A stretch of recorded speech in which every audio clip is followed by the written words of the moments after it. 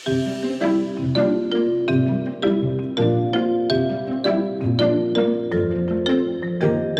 welcome to Transform Gov. It's the Digital Government podcast, and it's part of the Ireland eGovernment Awards, and it's brought to you by our sponsor, Accenture. So I'm Maeve Kneafsey. On today's episode, we're looking at an alternative approach for public sector bodies to explore the promise of generative AI, not by going it alone, but by working in partnership with research and innovation centres. They can provide actually a kind of a safe environment to test and to learn and to scale. And it's a very different way of emerging technologies, being tested within government departments or any sort of public sector body, and maybe mitigate some of the risks, the costs, and even the uncertainty. So we're going to find out more. And one standout example is this approach has been taken by a kind of partnership between the GenAI, well, it's also called the GenAI Lab, which is a partnership between the ADAPT Centre and Dublin City Council. So joining me to help us understand how this approach actually works and what it's delivering and the benefits is Dr. Robert Ross. He's Senior Lecturer in Computer Science at Technology University of Dublin, and he's part of the ADAPT Centre team. So Robert, you're very welcome to Transform Gov. Thank you. Very nice to be here, Maeve. And the voice might be slightly familiar to some of you because we've also spoken to Robert before on our Leadership Summit, which is prelude to the Ireland eGovernment Awards, which, by the way, is happening on the 18th of September. So Robert, can we start off just to explain to us how the GenAI Lab and that partnership between Dublin City Council and ADAPT came about? Like, what were you trying to do? Yeah, well, ADAPT has had a very good working relationship with Dublin City Council for a number of years, originally working around areas in the smart cities landscape and a particular project looking at Dublin 8 and some generation work around that space. But out of those conversations and with the big boom in GenAI, over the last year or two, we had some great conversations in Dublin City Council with people like Jamie Cudden, who has always been a very big visionary when it comes to technology and how technology can... Sorry, what does Jamie do? Just so for those who don't know. Yeah. Sorry, Jamie Cudden is an executive leader within Dublin City Council. He looks at a number of strategic initiatives around bringing technology into the Dublin City Council space. He works with a Deputy Executive Director, Eileen Quinlivan, and a range of other people within Dublin City Council. He's very much somebody who helps to bring us into that space and advocate from their side in terms of what GenAI and other areas of technology can be used to do. So I presume I'm going to have to jump in and ask you, do you need a Jamie Cudden in your organisation to make something like this work? And maybe we just park that for a second. Let's first talk about how this all actually happened. Yes. So, within the ADAPT Centre, we like to work in partnership with all types of organisations, be them everything from multinationals right down through to small and medium enterprises, and working with the public sector is part of that. Public sector of different sizes and shapes, be that in the medical domain, HSE, etc. We've always been very fond of having those relationships, particularly when we can help different teams take technology into their space. So on that stream, naturally, when we knew that Dublin City Council were interested in engaging with GenAI more in a systematic way, where we'd already had some relationships with them already, that was a conversation we're very happy to have. And won't go through the business details, but obviously some sort of partnership works there, and a lot of hard effort goes on behind the scenes bringing a project like that together, both on their side and our side, from basically a business development perspective. And when to make a relationship like that work, a partnership like that, what are the components you think you need to really be thinking about? I think you touched on it earlier when you mentioned that within any organisation that we work with, big or small, it is important to have that visionary or team of visionaries who can really see potential. And I've seen that with different organisations over the years. I've worked, for example, in projects in the ag sector, and it really takes that one or two people like Jamie that I mentioned earlier, who can see the potential. They mightn't already know how to go about things, but they know, they suspect. And I do think you need that contact as a first position. Yeah, I completely get that. Yeah. And I suppose you also need that they're listened to. I mean, you can have great visionaries, right? But maybe the ears that need to hear and the budget. They need a little bit of power. Yeah, power, or at least to have the ear of those with power, because I think it's fair to say there are many people within organisations who have great ideas, but if they're just not at the right level at the right time, it can be hard to make things happen. That's the reality. I suppose the other thing, it just came into my head after you said that. Is there an element of having to understand what each side is about? Because, I mean, I know when I was first starting up my own business and I worked with government agencies, I had to learn about different kind of pace of life, if you like. Now, I'm just wondering, are there other things that are different to that but similar that you have to learn about each other? With some organisations, it's tougher than others. I think depending on the ethos of work and the priorities and the goals that an organisation have, that relationship building can be harder or easier. Honestly, I think working with the public sector bodies, I don't find the most daunting of tasks, and maybe it's because coming from the public sector as well, from our side. Maybe you're in the same family. We're in the same family. There's a public good interest there. There's protecting the public good, servicing the taxpayer and providing for the taxpayer. So I think that makes it a little bit connectable, where sometimes, maybe with some commercial entities, it can be more difficult because there are different priorities, and that's fine. I mean, you need a mix. Transactional relationship. Absolutely. Absolutely. But in terms of... we talked before we got ready for this interview, we were talking about, a generative lab like that is kind of a safe space in a way. Yes.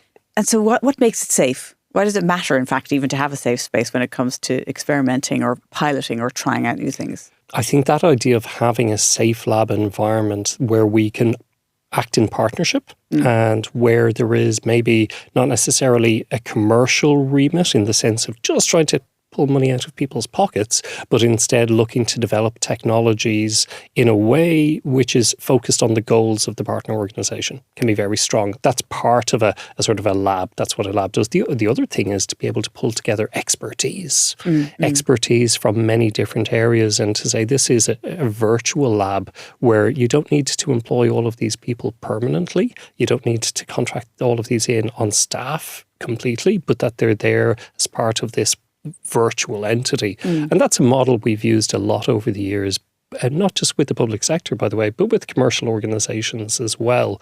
And the nice thing is a lab like that can grow. New projects can come in. And I think that's the key thing, that a lab really is a hub or a nexus for different projects that can spin out of that lab. Very good. I know that just for our listeners who are dedicated people to our podcast, that we did 2 interviews with Professor Vinnie Wade, who's also part of ADAPT. Absolutely. And I think that probably gives some more detail about ADAPT, but you've got a centre of excellence really around lots of elements, particularly generative AI. Is that correct? So ADAPT is a large national research centre. We have the good fortune of being funded by Research Ireland. We have 300 odd different researchers associated with us around the country, and that includes academics like myself who have a full-time job, teaching and researching, but also PhD students and what we call research fellows and so forth. And the nice thing is we have that expertise in what we'd like to call advanced digital media. So that's GenAI type content. And we like to bring it to work in different areas with people like Vinnie, who is our former director, and of course John Kelleher, who is our current director.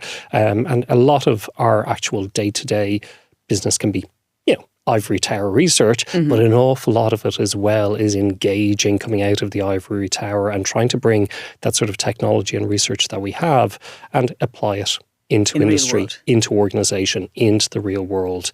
And maybe we're not all as wonderful as Vinnie at that communication side of things, but we definitely bring our different skill sets within the team. Okay, well, look, it's a perfect segue for me to say there's important people here I have to thank. So we're going to take a very quick break to thank our sponsor. Through the power of cloud, data and AI, Accenture is helping the public sector by blending human ingenuity, technology and a delivery-focused culture to turn their ambitions into action. Be ready for any challenge by adopting a continuous reinvention mindset to deliver human-centric services that adapt and grow with your needs. Contact the team at Accenture to find out more. So we've just come back from a little break, thanking our sponsor, but we were talking about what makes a good kind of partnership in a way, and what, having kind of a generative lab or a generative AI lab partnership that's happened between ADAPT and Dublin City Council, what that can bring. But something that I didn't really realise is that you, from our conversation earlier, mentioned that it's important to have startups as part of that mix. So in other words, innovative people who are part of some sort of startup in some sort of technology contributing to the project. So why do you think that's important? What do they bring? Startups and smaller entities and new spinning up projects can often bring an awful lot of innovation to any interactions. And it is often easy for us to stay focused only on the big players, only on the big solutions. And that's fine. I mean, they play a very important part in the ecosystem. But an ecosystem is an ecosystem when it has that diversity of players. And sometimes, honestly, some of the small players can be really agile in terms of being able to come up with novel solutions, good prototypes, push them out there and listen to the clients, and not necessarily just saying, oh, we've already got this massive enterprise system that we just want to customize a little bit to you. Instead, your startups, they're able to pivot. They're able to listen to the business needs a lot more. So I think in any engagement with a large organization, when I sit down and have conversations, it's about trying to be a little bit agnostic about technology, not coming to the table saying, this is the particular technology stack we already think you should be using because, God, we've got commercial relationships with everybody. It's about saying, no, okay, what are your problems? What are your needs? Or what generally can we help you with enhancing? And if part of that conversation is saying, oh, by the way, are you familiar with this startup over here or these guys over here who are working in this space? Then at least we have that sort of independence where we can do that, where we're not looking to get paid as part of that relationship with the others. Yes, I get that. And I suppose the other thing is that if a startup is fairly early on, you can, in a way, the organisation can kind of form how the development happens rather than saying, look, that's the offer and that's what you get. You know, there can be kind of a quid pro quo between the two. There is. I think it's always that balance when you're working with a smaller company or a startup in particular. It's a balance between the risk involved, obviously, with working with smaller entities. It is a little bit more risky, right? But on the other hand, being able to take advantage of that flexibility that they bring to the table, that they can shape the product, they can shape the solution to your needs. And I would argue at probably a fraction of the cost it would take for larger suppliers to do the same thing. Okay. And I think that's interesting. And it's a good way of supporting, I think, Irish innovation as well. And particularly as we move forward, we need to keep an open mind and have a big ecosystem, have the multinationals, absolutely, have the consultants as well, but also keeping in mind that there can be smaller suppliers, and GenAI, which is what we're all about, has really made it quite easy for a lot of smaller entities to bootstrap big solutions that we never could have dreamt of 10 years ago. And look, I mean, it's changed everybody's working life in a way that you could never hope to have the capacity to do things that you can once you've got access to GenAI. And in terms of, examples, I know one example of what has an output really of that partnership was where the DCC emails that are coming in about planning applications, that you've used GenAI or you're experimenting using GenAI to kind of triage the most important applications to the top of the list, so they're not just being dealt with chronologically. Is that correct? Is that something you're working on, or where are you at? No, not specifically yet. That is a topic that's come up in conversation. And to be fair, funnily enough, that same conversation is one that came up with, I think it was Donegal City Council at last year's event. They raised that as an interesting project that they were involved in. And it's that idea, and I think regardless of who's exactly working on what and at what phase, I think that core idea, though, of being able to take GenAI and take a process which is otherwise quite time-consuming, quite laborious due to the diversity of documentation, the amount of content, and being able to streamline that process a little bit is really important. So if we were to take that planning example, and something that is being developed by multiple partners at the moment, but take that planning example, I think you're looking at a case where wouldn't it be wonderful if you can take planning application documents and very quickly triage through them for the low-hanging fruit of where there might be issues? Now, not necessarily, definitely not taking the planning officer's responsibility out of the task, but at least being able to highlight quickly for them where there are issues so that they can verify and communicate and spend their time on the really important stuff. Better still, if you're able to allow a client at home who's putting in their planning application to submit something and very quickly then being able to automatically say to them, no, hold on. The automatic system can make mistakes, but the automatic system seems to think this is an issue. Go off, have a look at it, and then try to resubmit. Imagine the hours that can save on both sides. Yeah, and frustration. Yeah, and frustration, and simplify processes. And that's where GenAI is going to make a big difference. And it is making a big difference already in people and organisations' lives. Just removing that monotony and irritation of processing through documentation. And repetition. Look, I've got to take another quick break. And when we come back, I want to talk about another example that's caught my eye. And this is really more about the awards and the fact that they're now open for entries. So I'm going to take a short break and we'll be back in 2 seconds. So there is really big news happening this week. Well, go on. What are you saying to me? Well, it's the important time of the year. It's the Ireland eGovernment Awards. We are now ready to go. We're open for entries. 22nd year? 22nd year. I can't believe it's the 22nd year. And they get more and more exciting every year. I think I've done all 22 years and it really is a great event. It is. It's fantastic. I mean, firstly, it's great to recognise people who don't normally get recognised for doing amazing, amazing projects. And we've interviewed quite a lot of them on the podcast, Transform Gov, as you know. But the deadline, which is very key, is the 2nd of June. And entry is easy? Very, very simple. It's online. I think we ask only 5 questions about the project. I'm not saying they're easy to answer, but they're pretty straightforward for whoever's involved in the project. All online. Submit, off you go. And you can tick as many categories as you want to enter. And closing date again? 2nd of June. So make sure you don't miss it. We're looking forward to seeing your entries. So just before we took a break there, we were talking about real life examples, possibly in theory, or things that are work in progress in terms of the generative AI lab that's going on with DCC and Adapt. But I think we talked about some procurement. Are these live pilots that are going on? So the procurement project I'm involved in that's not specifically tied to the GenAI Lab, but I think it's a lovely example of where GenAI is coming along, because you talked about concrete examples, and the simple fact is, in a way, we use GenAI very specifically, concretely, every time we switch on our phone and there's Gemini there or there's some chat there trying to talk to us. But I think the really interesting cases are when GenAI is integrated into a typical business process. And that's the interesting stuff. And this procurement startup I'm involved in, which is called Spear, it's a spin out from TU Dublin, headed by a chap called Noel Lourdes.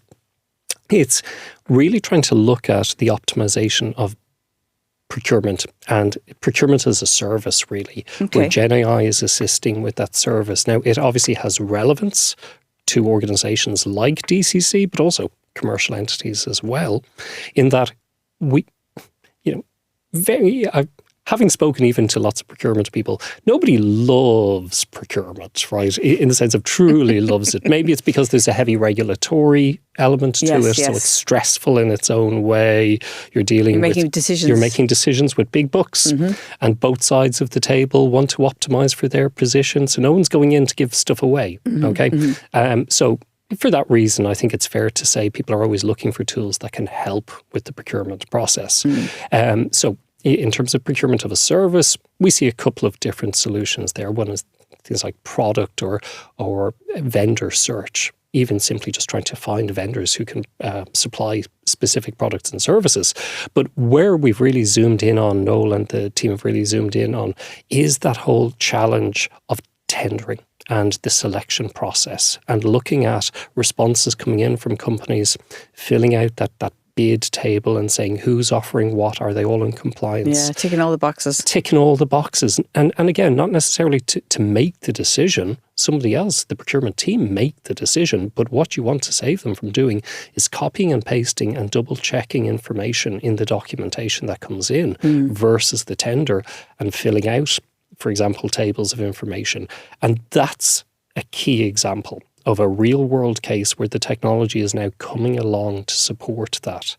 So I think, coming back to your point, we're very advanced when it comes to somebody sitting down and saying, who was in the first episode of Friends, and the system giving an answer. Okay, but when it comes to integrating GenAI meaningfully into the enterprise workflow, depending on the organization, solutions are now being developed, but we're now only at the start of really deploying them and getting them in, because there are going to be questions around safety. There are going to be questions about reliability, and they're all fine. And the AI Act, even coming down the line, is going to put onus on us to know what we're using in that space. Yes.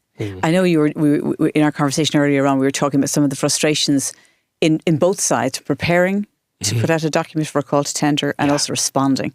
And that one of the things that can be just so mundane but so difficult can be, which is the right policy? Yeah.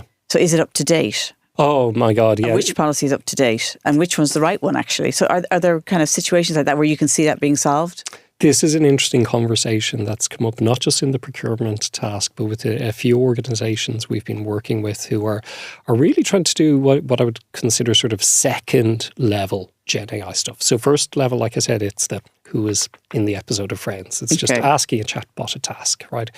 The second level in the way I see the world is when you maybe have lots of documentation, rules and regulations. And again, it can be very difficult, for example, to find the HR policies that are relevant to answering a task.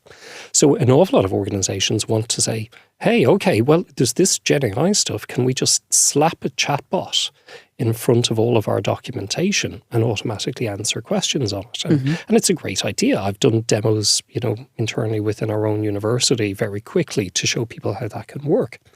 And the one thing that has come up with several organizations when we sit down to do that is how you can very quickly realize when you're putting together those solutions that there are inconsistencies in the documentation. There are different documents. And There are different contradictions. versions and contradictions. Now, unless we set up the system, it's not going to say, hey, I found these contradictions. But you can set it up to do that. You can make use of the technology to inventory through all the rules and regulations and policies that an organisation has. But that's a process. But it's an interesting one that GenAI is now opening people up to.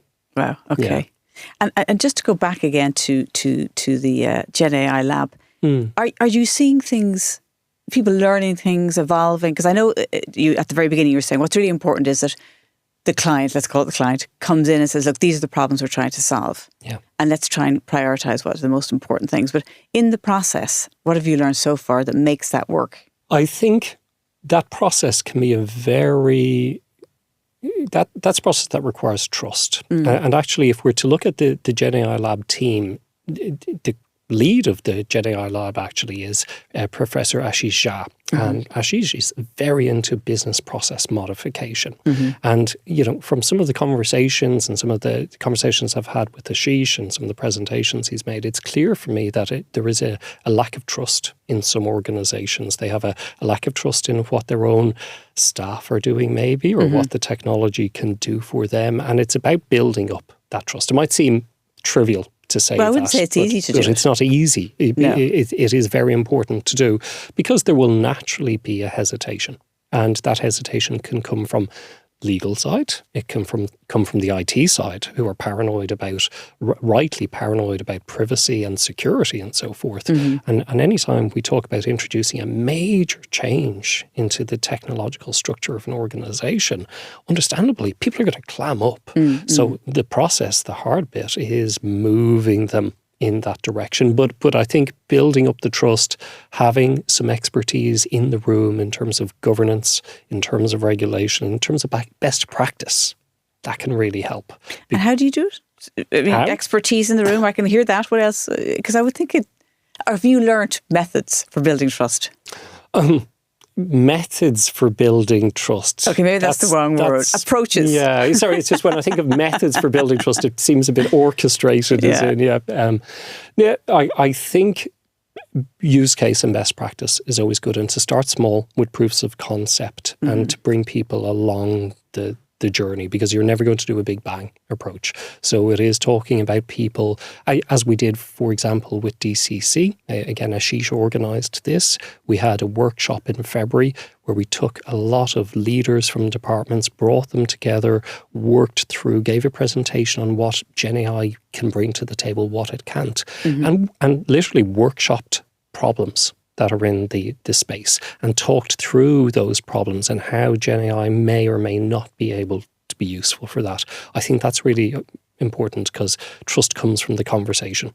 Trust comes from, I hate to use the term, but that safe space of a conversation, of a workshop where people can be blunt and say, is this something that can be done? And for us to be in a polite way able to say in some cases, yes, absolutely. And in some cases to say, well, you know what, that is a hard problem.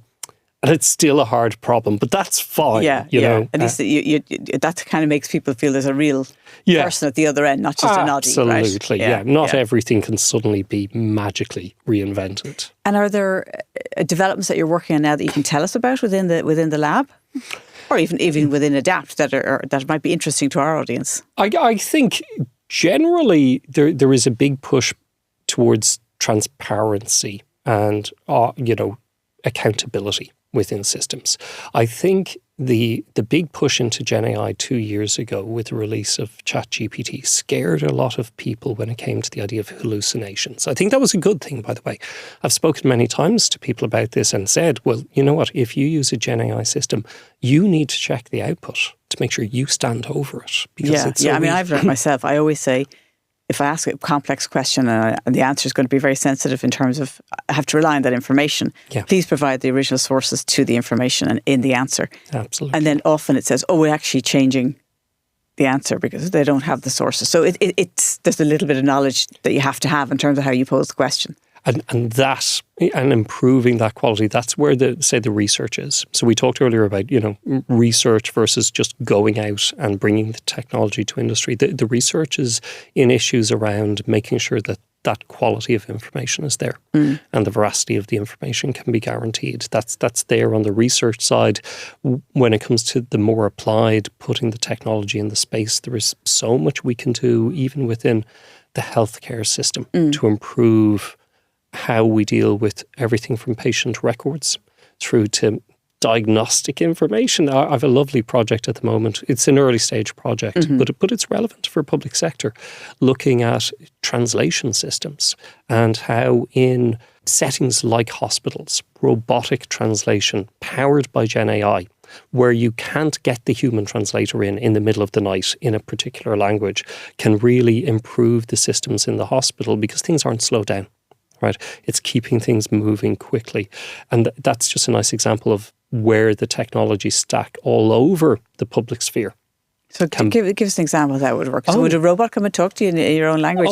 Literally, yeah. Well, literally what we're looking at is the scenario where you might have a patient coming in, English isn't their native tongue, and they have some problem. And we're trying not to look too much at a specific area, but everything from maternity through to the emergency is very relevant here. Now, it's medical human translators are the best. There is 100% no doubt about that. The problem is you can't always get them fast in the languages that you need. I have family who work in the medical space. This is a real problem. And so what we really are doing is developing, say, robotic systems. Not say, literally, we have robotic systems that are able to go perform translation and verbal translation. That's relatively straightforward. We can do that now. Yeah. The key thing, though, is in a hospital setting, things like the gestures, pointing at areas. Here's the pain. Here's where it hurts. Please apply some pressure there. Yeah. We're going to roll you over. Informed consent. Right? Yes. The nurse being able, in an informed consent way, to be able to say what procedure is about to be performed. Yes. Our goal is being able to automate that cheap way. A robot that's stored within the hospital, a few of them, they can be repurposed to 200 different languages. It's not like you're paying just for one language and so forth. Yeah. And it's the hard part for us is making sure that translation of things like the gestures which are so important for our communication, something that GenAI is good at, are very clear. But sorry, that's a bit off topic, but I think, we have to keep in mind that the public space, and particularly in Ireland, where healthcare is expensive, we have so much opportunity over the next 10 or 15 years to leapfrog from where we are, where we can barely get medical records done properly, into a space where we're top of the line in terms of applying technology. And I think we should be courageous with that. Yes, they say you have to shoot for the stars, right? Oh, absolutely. And in terms of, let's say there's a CIO listening to us now, okay, and they're thinking to themselves, this really sounds great. I've got some problems I want to solve. Yeah. What would be the best piece of advice you'd give them just in terms of first steps? First steps, I think, is to talk to people. There are obviously many different companies, consultancies who are good at this work. And there are people like ourselves within the Adapt Centre. Part of our remit is from Research Ireland to go and be there to advocate for the public good, but to also just support companies. And we have bottom lines as well. We have a certain number of partnerships and projects that we need to do. So we have commercial leads like Declan McKibben is our executive director and commercial lead, who are always happy to sit down and talk to companies. They've got commercial backgrounds. We've got sales teams basically who have commercial backgrounds as well. They can strike up that conversation and get the right people in the room for the right project. Yes. But we're not the only game in town, and I'm not here just to sell that, but have those conversations. Enterprise Ireland, all the major players from a governmental perspective want to see organisations engage with technology as much as possible. And definitely there is the expertise from our side that's willing to do that. And are we talking about this only applying to big organisations, huge problems? I mean, if I'm a small semi-state body, or I'm a, small local authority, do you think, I don't think it's going to fit for you? I think absolutely companies right down to what I would classify as small SMEs and organisations that are of that size can have and should have those conversations. An awful lot of firms, an awful lot of semi-state bodies and small organisations, they don't have the expertise necessarily to hand to engage with technology as quickly as they'd like to. But they want to. And coming back to our point earlier, that CTO or that CIO may be that person in the organisation who really sees that potential and wants to see technology grow. And they're looking at their staff headcount and on the other hand saying, just everyone's flat out already. So go and have the conversation, see if there are opportunities to partner up. We do partially funded projects, for example. Research Ireland pay part of the funding of the project. And for us, what we like, because you might sit there and say, well, what's in it for us? Because we're certainly not charging commercial rates. We like the real world experience because it makes sure that our research becomes more relevant to the real world. And that's really important to us. Well, that's such a good point, because I think, firstly, if somebody goes in and works with you in whatever scenario, it may not be that you roll out the whole solution in the end of the day. It's a place to experiment with what might work, to pilot it, to try different technologies that having no, I suppose, loyalty to particular technology. And then when that's been successfully deployed, then it becomes perhaps something that goes out for tender, right, at a much bigger scale. You've touched on a very important point there. We really like to specialise in that initial stage of investigation and proof of concepts, and actually building proof of concepts that work. But when it comes to enterprise level support or even just long-term real commercial support, that's not what we do. It's not what we're good at, and we don't want to do it. But we will happily, hopefully, have moved the organisation to a point where they can have that relationship then with a commercial provider, keep things going into the future, and really know that what they're adapting is honestly the best solution that's for their problems. And I think we were talking to the NLI who also won an award at last year's awards, and their approach was very interesting. They knew exactly what they wanted to do before they went out to tender. Now that's okay in a way if you're in something that's been done before. Yes. But when you're going into GenAI, who's done it before? We don't know. There's not that many case studies, and certainly not the kind of institutional experience of doing it. So stepping into some sort of lab environment is a great place to start. Yes. To understand what is possible, and experiment and not be pushed down a certain track too quickly. Do you know, one of the things that I find most interesting is how many organizations believe that they need to 100% pay for the external power of external data centers to run state-of-the-art GenAI. So the large language models, the technology that underpins ChatGPT and so forth. Absolutely, it can make sense to use those commercial cloud-provided solutions, but it always puts a smile on my face when I explain to people and they realise that actually you can just pay for a decent machine to sit over there in the corner and it can run a state-of-the-art GenAI large language model solution that's really capable and really good, and it can be plugged in over there, and you can make sure that your data for your proof of concept can stay in the room, never going to leave the room, and if you're unhappy with it, pull out the plug. And it's all fine. And people just don't realise that. Now, that doesn't scale to running thousands of cases. And that's where you go back then to the cloud, to the big providers. But when it comes to just being reassured about that safety of an initial GenAI deployment, I do think that that's something that I like to make sure that people are aware of. Okay, well, look, I learn something new every time we do a Transform Gov podcast, and today definitely one. So that's really interesting. But look, I think there's great future in what you're doing, and I particularly around DCC, because they're probably replicating many of the challenges that other local authorities and other agencies have got. So when you have more pilots coming out, I know it's very early stages, you'll have to come back and tell us about them. Absolutely, we will. Okay, and thank you so much. But if you were casting a magic wand, what would you like to see happen across government to kind of help in that kind of innovation to thrive more? Okay, so I'm not going to state the obvious around integrated healthcare solutions. I think that's one we're all a bit. We might be just a bit jaded. Bit jaded on. Yeah. I really think in terms of answering client, I mean citizen queries quickly with respect to everything from social welfare claims right through to general information inquiries. That's stuff that's relatively easy to do well, and we can speed up systems to make sure that the civil service staff that are hard put upon already can focus on the harder tasks. Yeah. And if we can make use of technology in a way that the citizen, the client, is still happy with, right, is still comfortable with, and they understand that, no, they can speak to a person if they want to speak to a person. They can get their information reviewed by people if they want it reviewed by people.